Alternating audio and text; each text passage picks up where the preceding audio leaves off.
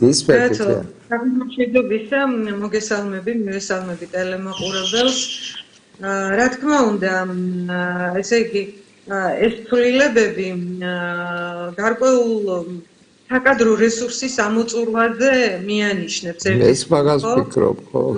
რომ მათ ის გუნდი უკვე ამოეწურათ, რომელიც შიგნით ყავდათ თუ ამას გუნდი შეიძლება ერქვას, იმიტომ რომ ამ ხალხს არც მსოფლმხედველობა აერთიანებს, არც რაიმე ტიპის ღირებულებები, ამ ხალხს აერთიანებს მხოლოდ ბიძინა ივანიშვილისადმი ყმური ერთგულება.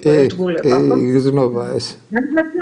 არ მოეწონა მათ პატრონს კონკრეტულად ამ შემთხვევაში მდინარაძისაგან და ძალიან კომიკურ სვლებს აკეთებდნენ, ხო? ეხლა რაც ყველაზე ასე ვთქვათ ნიშანდობლივია და ამით საქართველოს ისტორიაში შევა ალბათ მდინარაძე სხვათი რითი მოგახსენოთ, მაგრამ ის რომ მან ყველაზე სწრაფად მიიღო წოდებების შკალა ძალიან სწრაფად გაიარა გენერალ-მაიორის წოდებამდე და მე დაინიშნა ისე ერთ თანამდებობაზე, როდესაც ძალოვანების კოორდინატორობა. ხო, ეგ თანამდებობა საერთოდ უცნაურობაა რა. უცნაურობა არის და თან არ არსებობდა და თანამდებობა. მე სპეციალურად შეუქმნეს, მე პოსტფაქტუმ მიიღეს პარლამენტში კანონი და შექმნეს ეს პოსტი კონკრეტულად მამუკა მდინარაძისათვის. ვითხრეს რომ აი სასიცოცხლოდ მნიშვნელოვანი და აუცილებელია ასეთი პოსტის არსებობა ქვეყნისთვის, მისი უსაფრთხოებისთვის და ერთი თვის თავზე ახლა გვეუბნებიან რომ ახლა სხვა პოსტი აღმოჩნდა ძალიან მნიშვნელოვანი, რომელიც ასევე არ არსებობს და ესეც უნდა შექმნან პოსტფაქტუმ და ისე დანიშნეს ეს კაცი. თავმოყარი ადამიანი ასეთ მასხარაობას არ დათანხმდებოდა, მაგრამ ამ შემთხვევაში ჩვენ ხო თავმოყარეობასთან არ გვაქვს საქმე. ამ შემთხვევაში გვაქვს საქმე ერთი კაცის ნებასობილთან, რომელსაც როგორც უნდა ისე აათამაშებს, ისე დაამცირებს, ან აპირისპირებს ერთმანეთთან, რა ვიცი, მე ვფიქრობ. და ამ შემთხვევაში მამუკა მდინარაძეს თუ მივიჩნევთ კობახიძის დაჯგუფების ერთ-ერთ თვალსაჩინო წარმომადგენლად, მისი თვალსაჩინო წარმომადგენლები ამ დაჯგუფების ნელ-ნელა კრებიან. გაქრა ოხანაშვილი, ეხლა მდინარაძე და რა ვიცი, ალბათ უახლოეს ხანში ჩვენ უნდა ველოდოთ თავად ტიტანური გამომეტყველების ნაწილის უთქლებასაც თანამდებობიდან. რა მინდა გითხო, ფიქრი, რა უცნაურია იცი შემთხვევით. ნახე, ახლა YouTube-ზე ძალიან უცნაური ანალიზი იყო. ვიღაც საინტერესო რუსი ტიპები იყვნენ. და რა არის იცი, ეს ტიპი რუსი, აღარ მახსოვს გვარი, ახლა ვკითხულობდი სწორედ. ეს კაცი ამბობს, რომ ხრუშოვის გადატრიალება იყო, რაც ხდებოდა 53 წელს. და საოცრება რა არის, სტალინი ახლა შეებერტყილების ერთი იყო, პოლიტიკოსი იყო და არ იყო ხრუშოვი არაფერი. მართა არაფერი არ იყო. მაგრამ 9 წელი იბატონად თაქცია ქვეყანა. ახლა ღმერთო ბაბადია, მაგრამ ვერ შევადარებ სტალინს ბიძინას. რა ბიძინას რაღაცა ინტრიგებს ხლარ თავს ჩემის აზრით და არ არის იცი ამის დრო, აი მართაკევნები რა. ახლა უბრალოდ გამახსენდა იცი რომ ვკითხულობდი, კაცო ყოველწლიურად აიაფებდა სურსათს, აიაფებდა მომსახურებას და შემდეგ სტალინი მაინც იცი რა პროლეტარული ის ქონდა, მარქსისტი იყო გაქანებული და ხალხის ცხოვრების დონის ამაღლებაზე მუშაობდა. ესენი არავისი არ მუშაობენ, არც ბიძინა, არც პრემიერი. არ ვიცი რაღაც უცნაური სქემა არის და ჩამოიშლებიან ესენი, არალოგიკურია. ახლა მე ამ მდინარაძეზე არავითარი ის არა მაქვს არ დიდი წარმოდგენა და არც არაფერი, მაგრამ არ არის სწორი აი ესეთი გადათამაშებები, არ არსებობს ესე ვთქვათ სამინისტრო და სამინისტროს უკეთებენ და რაღაც აი საბავშვო ბაღი მგონია და ამ ბიზინა არის არასერიოზულად უდგება ამ საქმეს, ან კობახიძის სისულელეებს აკეთებს. მე არ ვიცი, აი მართა არასტაბილური ქვეყანა ვართ. ყველაზე ღარიბები ვართ, მე თუ ვკითხავთ, საქართველო არის ჰაერში გამოკიდებული ქვეყანა და არაფერი არ გააკეთა ამას წეღანას მოვყევი პირველ ბლოკში. ერთი ეს უნივერმაგი აშენა და სასტუმრო. მეტი რამე გააკეთა ივანიშვილმა. ეს იპოდრომი გადათხარეს, გადმოთხარეს და არაფერიც არ კეთდება. სათავჟენებს ავაშენებო არაფერიც. აი, რამე გააკეთა ამ ხელისუფლების ესე ვთქვათ, მეხოთბეებმაც და თუნდაც ბიზნესამ რეალურად აი ცხოვრების დონე მცირდება ჩვენთან და უარესდება. მე შენთანაც მინდა ეს გავახსენო ხალხს. 1% ცხოვრობს კარგად საქართველოში. ესეთი დაბალი პროცენტი ევროპაში არც ერთ ქვეყანას არ აქვს. ცუდი ფონი არის და ვიცი, აი მე არ მომეწონა საერთოდ ეს გამოსვლები ამ კობახიძეს უკვე მომაბეზრებელია. ანეს დინარაძე ახლა რა გენერალ-მაიორი თუ გენერალ-ლეიტენანტი მაგი არის. ცოტა კომიკურია ყველაფერი და რატო ეკნობა ბიზინა ამას? ან თვითონ ბიზინა რასაც პირდებოდა ხალხს არ ჩანს, აი ჰორიზონტზეც არ ჩანს ეს ყველაფერი. არა, არაფერი დათო. სამწუხაროდ ბიზინა ივანიშვილს ძალიან არასწორი წარმოდგენები აქვს საერთოდ სახელმწიფოზე. კი მომდინარეობს ეს ყველაფერი რუსული მართვის სტილიდან და იქაც არის მხოლოდ მართველი ელიტა, რომელიც ყველა ბიზნესს ფლობს, რუსეთის ყველა სიმდიდრეს ფლობს და თუ კი რამე არსებობს, ყველაფერს ფლობენ და პუტინი არის ერთ-ერთი უმდიდრესი ადამიანი მსოფლიოში, ხო, როგორც ვიცი. ბიზინა ივანიშვილსაც ეს მოდელი აქვს, რომ თვითონ უნდა აკონტროლებდეს ყველანაირ ფინანსურ ნაკადებს, ასევე მისი ნებართვით უნდა ხდებოდეს ამ ფინანსურ ნაკადებთან წდომა მისი კლანის და გუნდის წევრებისაგან და ეს ხალხი ამ ფულით არის მიბმული ბიზინა ივანიშვილზე და ისინი როდესაც გამოდიან და ხან რაღაცა ღირებულებების დაცვაზე ლაპარაკობენ, ხან რაღაცა ქრისტიანული ფასეულობების თუ ახლა რაღაცა ლიტერატურული ფასეულობების დაცვაზე გადაერთნენ, ხო? ისინი ხო ყველამ ვიცით, რომ მხოლოდ საკუთარ ფინანსურ ინტერესებს და მხოლოდ საკუთარ ძალაუფლებრივ ინტერესებს იცავენ. სხვას არაფერს. აი ახლა ცოტა ხნის წინ ვკითხულობდი ლავროვის განცხადების ამონარიც და რაღაცნაირად ისე გავს მათი პოზიციას. ის ამბობს ესეთ რამეს, რა ვიცი, ჩვენთანაც ალბათ მივლენ ამ მდგომარეობამდე, რომ აი რუსეთს როცა რაღაცა გაუჭირდება, ზემოდან გადმოხედავს ხოლმე ძალა და რაღაცა შეწევნა აქვს ზემოდან და პუტინის სწორედ ასეთი შეწევნა არის. პათხალი მიამაგუბედური, კაი გაკოტრებულია ისა ფიქრი პუტინი გაკოტრებულია უკვე. რომ მთელი ცივილიზებული სამყაროთ წოდებული დასავლეთი ებრძვის რუსეთს. ხო, რა ფორმაც არის, ისინი ზუსტად ამ ტერმინოლოგიით ლაპარაკობენ, ამ იდეოლოგიის შექმნა უნდათ და სამწუხაროდ ახლა ეს რომ არ გვეხებოდეს ჩვენ, ეს რომ არ ეხებოდეს ჩვენს ქვეყანას, შეიძლება როგორც რაღაცა კომედიური ჟანრის ფილმს ისე უყუროთ ადამიანმა, მაგრამ ძალიან ტრაგიკულია ეს ყველაფერი, იმიტომ რომ ძვირფასი დრო იკარგება. ძვირფასი დრო იკარგება ქვეყნის სტაბილურობისთვის, ქვეყნის უსაფრთხოებისთვის, ჩვენი მოქალაქეების დაცულობისთვის, ეკონომიკური თუ სოციალური თვალსაზრისით. დათო, იცი შენ რომ ჩვენ რეგიონებში დავდივართ ძალიან ბევრს. აი ეს მაგაზეც მინდოდა შეთა საუბარი, საუბედუროდ აი 10 თუ 12 წუთი რჩება. განწყობა როგორია ხალხში? განწყობა, აი მე შემიძლია თამამად თქვა, რომ გუშინ, ვინც ოპოზიციურად არის განწყობილი, ის ისედაც არის, ხო, რა შეიძლებოდა მის განწყობაში, მაგრამ ძალიან ბევრი მათი მომხრე, აი ვინც არ არის დაკავშირებული მათთან სამსახურებრივად, ფინანსურად და ასე შემდეგ. აი რო ამბობენ, რომ ბოლოს არჩევნებში ხმა მივეცი და მოუწყვილდი ძალიან, იმიტომ რომ ყველა მაგას ამბობს სხვათა შორის, სულ ყველა. უსამართლობას ხედავენ. ყველანაირი თვალსაზრისით. რეგიონებში, რაიონებში, სოფლებში, ახლა მაგალითად ადიგენის რაიონის ერთ-ერთ სოფელში, წინა ჩასვლაზე გომაროში, დათო, ვიყავით ხალხთან შეხვედრაზე, მეწყერი, ვარცოფული მეწყერი 4-ჯერ ჩამოწვა, 4-ჯერ წარმოგიდგენია და 4-ჯერ დაზიანდა ხალხი. მოვიდა იქნური სოფლის წარმომადგენელი დეპუტატი, დაგვადგა თავზე ამ ხალხს რო ხდებოდით და სურათებს გვიღებდა. ვერ წარმოიდგენ რა დონის მანქანით მოვიდა, მე არ ვიცი რა შეიძლება ღირდეს. ეს და იქაური ხალხი გვეუბნებოდნენ, რომ ამასო კიდე ბევრი ასეთი მანქანები ყავსო და მთელი სოფლის პროგრამა არის თუ რაღაცა არის, ყველაფერი ამ ადამიანის ჯიბეში მიდიოდა. და ეხლა სხვა დაიწყება რაღაცნაირად ვეღარ ჩაჯდა, ვეღარ დააბალანსეს ინტერესები და დაჭერილია ეხლა ეს კაცი და ეს სოფელი ხო ხედავს რომ ის სიკეთეები, ის ფინანსური რესურსი, რაც მათ უნდა მოხმარდეს, ხმარდება აბსოლუტურად ადამიანების ინტერესით. ეს ხალხი არის გაჭირვებული, გაუბედურებული, სახლებს მეწყერი მიადგა იმისი მაცივარში და სარეთ მანქანაში ლოდები იყო შეწვენილი. აი ამ მეწყრისგან წამოღებული სახლებში შევარდა.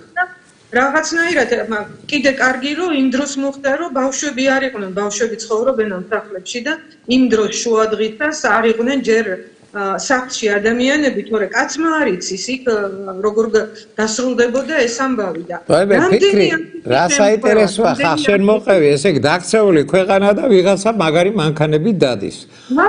კოშმარია ესა. დილიშიც არ მინახავს, აი რაღაც მე გადაგიღებ სურათს თუ ის რო გვიღებდა სურათებს და ესე დამთავრდა მე იმის ბედი, არ ვიცი მანქანები დარჩა თუ ჩამოართვეს, მაგრამ ფაქტია რომ ასე დამთავრდა. ასევე აი შემიძლია გითხრა კახეთში ვიყავით კისისხევი, ცნობილი სოფელია, საერთაშორისო რაღაცა 65-მდე ისტორიული ძეგლია და საეკლესიო ძეგლი აქ და არაჩვეულებრივი ოჯახი. მამა და 3 შვილი, ბიჭები. უმცროსი ბიჭი 17 წლის ეხა მომავალ წელს ამთავრებს სკოლას და 15 წლის ტყუპები, რომლებიც ერთად შრომობენ დათო და ყავდათ ფუტკარი. 40-მდე სკა, თავისი გარჯით შრომა უნდა იცი 40 სკას. მოვარდა ეს კისისხევი, აი ეს დიდი წყალდიდობა რო იყო და აბსოლუტურად წალეკა ამათი ფუტკარი. ჩვენ რაღაცნაირად ვცდილობდით დახმარებას ამ იმის, მაგრამ ხო უნდა არსებობდეს და ყველანაირად დაუდგებით გვერდში და საზოგადოებასაც ვთხოვეთ დახმარება, მაგრამ ხო უნდა არსებობდეს არა რაღაცა ასეთ დროს სტიქია როცა არის სახელმწიფო ხო უნდა ეგულებოდეს ადამიანებს კომპენსაციის გავსიან თანადგომას. ნებენათეები გაუბედურდნენ კისისხევში, წინანდალში, პონდოლში, კურდღელაურში. ამდენი ხნის ნაშრომი წალეკა აბსოლუტურად ეუბნებიან, რატო არ დააზღვიებო. იმის ვინ დააზღვევთ მიწას და ვას იქ მოსავალი იზღვევა მხოლოდ როცა დაზღვევაზეა ლაპარაკი და იმას რაღა ეშველება ამ დროს ხო რაღაცა საგანგებო მდგომარეობისთვის რაღაცა აი მართალი ხარ და აი საშინელი სიტუაცია არ გახსოვს ხალხს ეს სხვადასხვა დაავადებებით ესე თქვა ბავშვები რო გამოვიდა თუ გახსოვთ თქვენ ამ იმაში რა ქვია თავრობის სახლთან მოთხოვნით სტუდენტებმა შეუგროვეს ფული და მე არ ვიცი ახლა შენ მისმინე თუ არა დღეს თუ გუშინ ვისაუბრე არა ფიქრი ფაქტი მინდა გითხრა 316 თუ 300-ზე მეტი პიკაპის ყიდვას აპირებს თავრობა აი აქ ჩამოწერილია ესე იგი მოკვდების სიცილით და 18 თუ 20 პიკაპს აძლევენ ფინანსთა სამინისტროს საგამოძიებო განყოფილებას თან როგორ იცი 2026 წლის უნდა იყოს უხმარი მანქანები აი ესეთი მთავრობა ყავს აი მე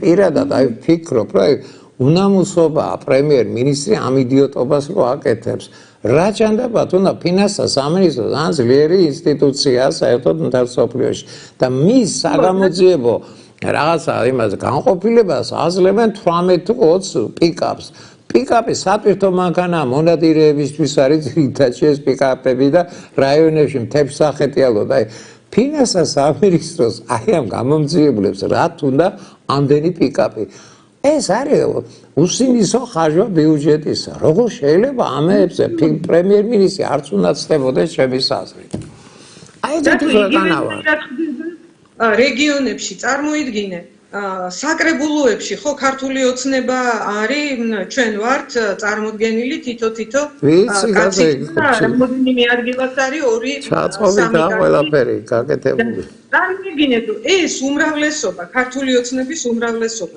დაყვეს თავის ფრაქციებად ვითომ ის ხალხის ძალა ვითომ ის სოციალისტებია და რატო აკეთებენ ახლა ამას აბსოლუტურად ყველა წევრი მათი უმრავლესობის არის თანამდებობის პირი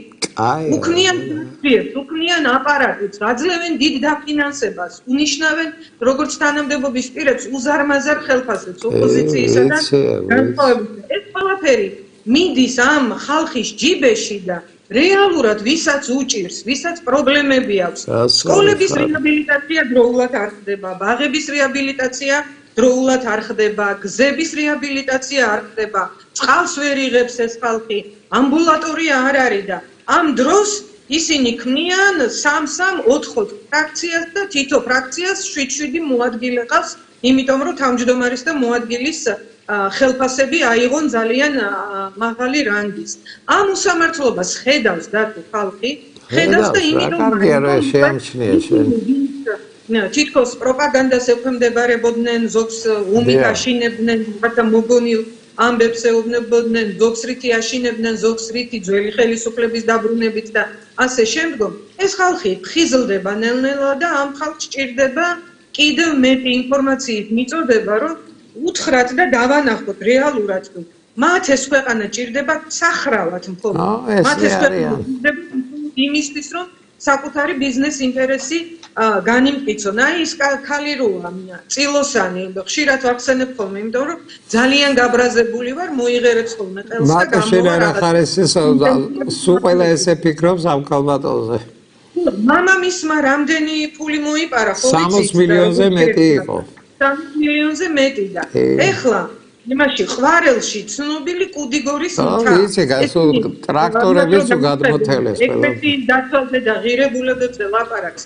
განსვენებელი ეპისკოპოსი სერგი ჩეპურიშვილი იყო კატეგორიულად წინააღმდეგი, რომ იქ ეკლესია არის და ამ ეკლესიის მიდამოებში რომ მომხდარი იყო რაღაცა სასტუმროს და კაზინოს და რა ვიცი რა ჯანდაბას აშენებენ და მთის მოჭრა რაც მთავარია, ლანდშაფტური ძეგლიც და კულტურული და რელიგიური ძეგლის დაცვის არეალში ხდება ეს ყველაფერი. წაჭრილია უზარმაზარი მთა. ვიცი, საჩვენეს კიდევაც. მერე მიადგნენ ამას და არც საზოგადოების განწყობა გაითვალისწინეს, არც ეკლესიის განწყობა და გამოვლენ და მერე რაღაცა ვითომ მაღალ მატერიებზე დაგიწყებენ ლაპარაკს ეს ფარისევლები მართლა და ეს ფულის მონეტა. მათი ერთადერთი ღირებულება არის ფული. ფიქრია შეს უკან ნაცრისფერი კატა და ისე ბედნიერად მოძრაობდა. ვაიმე ფიქრი, აი ისე გამithვა გული ზუსტად ვაფერის კატა ყავს მეც. და რა არის აი მართა გეუნები ისე გამყოფს ეს რომ აი სიყვარული გაქვს ყველას ვისიც ვისაც ადამიანებისგან უნდა სიტყვა. გიჩვენია რა ბედნიერი ხარ, გადასარევი ჯიშია სხვა შორის ეს კატა, გადასარევი. არ შეაშილო რა, არ შეაშილო. ვაიმე რა, ფიქრი დავიჯერე უნიკალური კადრებია. მახარებს აი რა არის მართა მიყვარს აი ფიქრი, გულწრფელად გეუბნები, კაცო, არ გვაქვს ცუდი ბიუჯეტი. ძალიან ბევრ სისულელეებში ხარჯავენ ფულს. აი ძალიან ბევრ რაღაცაში, კვლევაში 42 მილიონს იხდიან. საგიჟეთ არ გვაქვს საქმე და ფიქრი ახლა ამასთან რა ქვია დათო ზურაბიშვილთანაც ამაზე ვსაუბრობდი. ფიქრი 1% ჩვენი მოსახლეობისაც ცხოვრობს კარგად. ყველაზე დაბალი მაჩვენებელი გვაქვს, აი ყველაზე დაბალი სირცხვილია, იცი?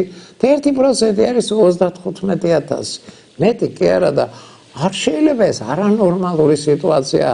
ახლა მე გულწრფელად გეუბნები ახლა სააკაშვილზე ახლა რო უგვირდები სააკაშვილი ანგელოზია ამ უცნაურ ხალხთან შედარებით და ცოტა ის იყო მაგით ცოტა უცნაურობებით გამოირჩეოდა მაგრამ čo არ იპარავდა ბიუჯეტიდან ესენი ბიუჯეტზე ზიან ფიქრი არ არის სწორი იცი რომ აი მარტო 1% ცხოვრობს კარგად არ არის ეს და დაუშვებელია მე არ ვიცი აი როგორ ძინავს ან ვიზინავს იმდენი დაპირდა ხალხს რაღაცეებს და ადამიანები ყველაფერს იტანენ, მაგრამ უსამართლობა არის ძალიან ძნელი. როცა ყველაფერი ხელმისაწვდომია და საზოგადოებისთვის არა.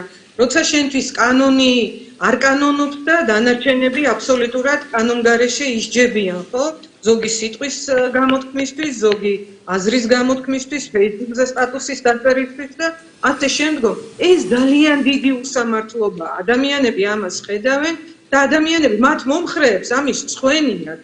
ვინც ნორმალური ადამიანია და ვისაც ოდნავ რაღაცა სინდისის ნატამალი შერჩენილი. ნამდვილად წვენიათ და ამას ამბობენ და ხელისუფლებაში რაღაცა შეიძლება კარგად მართავენ აი ამ რაღაცა რუსული სქემებით და რუსული სპეცსამსახურების დახმარებით, მაგრამ ხშირად უდუმდება ხელისუფლებაში მყოფ პოლიტიკურ ძალას რაღაცნაირი შეგრძნებები, რომ დაინახოთ რეალურად ხალხის განწყობა. რაიმე ფიქრი, გულწრფელად გეუბნები, ჯერ ერთი ფანტასტიკური კატაა და არ გაიზრეს. კარგად ზის კატა, მაგრამ ფიქრი, არ არიან ესენი პოლიტიკური ძალა. არ არიან.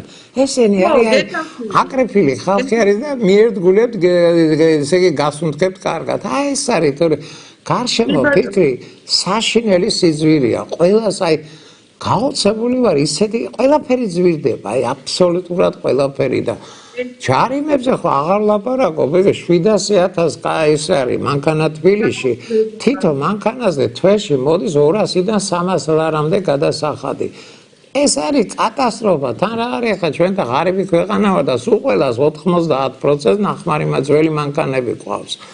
და რა არის პოლიტიკოსები არ არიან ისინი ვინც იმ პარლამენტში ზიან ისინი არიან ვიგოდნიკები რა მაპატია ღმერთო რუსულად რომ მაგრამ რუსებს უფრო კარგად არის სიტუაცია არის იცი რომ მანქანების თემა მათ არ აწუხებთ იმიტომ რომ ისინი ნახმარ მანქანებს და ძველ მანქანებს არ შემოიყვანენ ვისაც შემოკლდნენ იმათ აქვს ეს პრობლემა ისინი ნარუშილოვკებით დადიან და შესაბამისად ჯარიმების პრობლემა არანაირად არ აქვს მაგალითად სასკოლო ფორმები, რომლებიც პოლიესტერის უდიდესი შემადგენლობით არის. წარმოიდგინეს სიცხეში ბავშვები როგორ ჩაიხარშებიან იმაში. მაგრამ სტანდარტებს მათ იმიტომ რომ მათი შვილები საჯარო სკოლებში არ დადიან. სკოლების რეაბილიტაცია წლობით რომ მიმდინარეობს და ბავშვები რაღაცა ათეულობით კილომეტრით სხვაგან დადიან. არც ეს ადარდებთ, იმიტომ რომ მათ მანქანებით, სახელმწიფო მანქანებით ბავშვები ვაიმე აი მომივარდა ფისოფიდე მანქანებით დაყავთ სკოლებში და საერთოდ ვერ გაიგებთ ამ პრობლემას და საერთოდ ჩვენს ხარჯზე სხვისი ოჯახების და სხვისი შვილების ხარჯზე აკეთებენ ყველაფერს და ამის ხარჯზე იმიტომაც არის რომ გაღარიბებული ქვეყანა ვართ ფიქრი სირცხვილია იცი რომ 1% ცხოვრობს კარგად ქვეყნისთვის აი ნაციისთვის სირცხვილია არ არის ეს ნორმალური ამბავი რა მართა უსამართლობაზე რატო იცი რეალური პოლიტიკა კი არ არის აი შენ რო თქვი ახლა პოლიტიკური ორგანო არ არიან ესენი პოლიტიკოსები აკრეფილი ყავს ბიზნეს ერთგულები სპიცი დაადებინა და მოდი რა თქვა ტოტალური კორუფციის ქვეყანაა საქართველო და ერთეულები დიდდებიან ყველას აქვს საზღვარგარეთ ვილები და ბინები და ჩვენ კიდევ ვართ ესე ძალიან ცოტა 35,000 კაცი ცხოვრობს კარგად და ამ დროს 3,700,000 ქართველია ახალგაზრდობა ყველა საზღვარგარეთ გარბის კატასტროფული მდგომარეობაა მე არ ვიცი აი რა მორალური უფლება აქვს ამა და რაღაცას სამინისტროები არ არსებობს და მინისტრად დანიშნეს რეგიონალური განვითარება კომედია ეს ხო რავი ალბათ გერმანიაში ესეთი რომ რა ისწავლა რომ აი ესე თანამდებობა არ არსებობს და ნიშნავს კაცი აი არ არის რა ბიზნესი არა პოლიტიკოსი არ არის და ამიტომ ბარდაგი ჩვენთან რა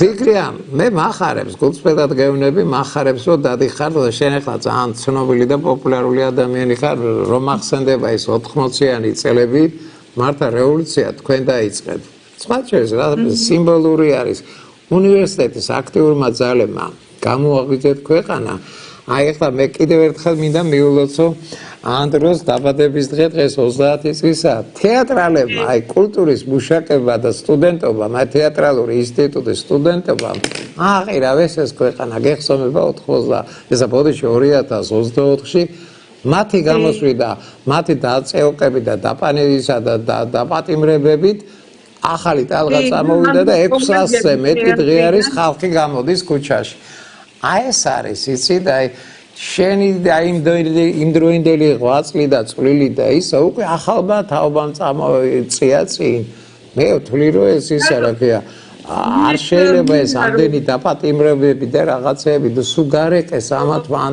მერიდება რო თქვა გასვე სასამართლოს მანდატურები ნასუქი ტიპები როგორ გამოყარეს სასამართლოს ტერიტორიიდან ბავშვები ყველანაირ უფლებებს გვართმევენ ეს არ არის სწორი რა ვიცი რა ეშველება ამ ქვეყანას მე არ ვიცი მაგრამ მახარებს რომ შენ და შენი ესე თქვა მეგობრები დადიხარ და ყველა ესე თქვა რაიონს აპირდები და როგორ რა დღეშიც არიან და ამას რო ვიყვები ეგეც საქმე არის ისი უნდა ვიაროთ ყველამ ხალხთან რა მე ვფიქრობ რომ კარგ საქმეს აკეთებ და წარმატებული გზა და დარწმუნებული ვარ შენც ხვდები და აი ამდენ პრობლემებს რო ხედავ მართალი ციფრია დღეს დაიწყეს რაღაცეები რომ სადაა კვლევა არის კვლევა 80% გულაცრუებულია კონცეფტზე დამთავრებულია მაგათ საქმე წარმატება მინდა გისურვო ფიქრია ნება მიგოძე კი ბატონო გითხოვ ეთერს ამ დროს არაჩვეულებრივ ვიჩ ძალიან მე მართა საინტერესო ადამიანია და როგორ შეიძლება ამ ადამიანის ციხეში ჩასვლა დიდი პატრის თემას იმსახურებს და ასევე ვეფხო კასრაძის დაბადების დღეა მიულოცოთ და მიულოცოთ მასაც და საერთოდ ყველა პოლიტიკურ ტყვეს, პოლიტიკურ პატიმარს უსურვოთ მალე ჯანმრთელობა და გამარჯვებული საქართველოში.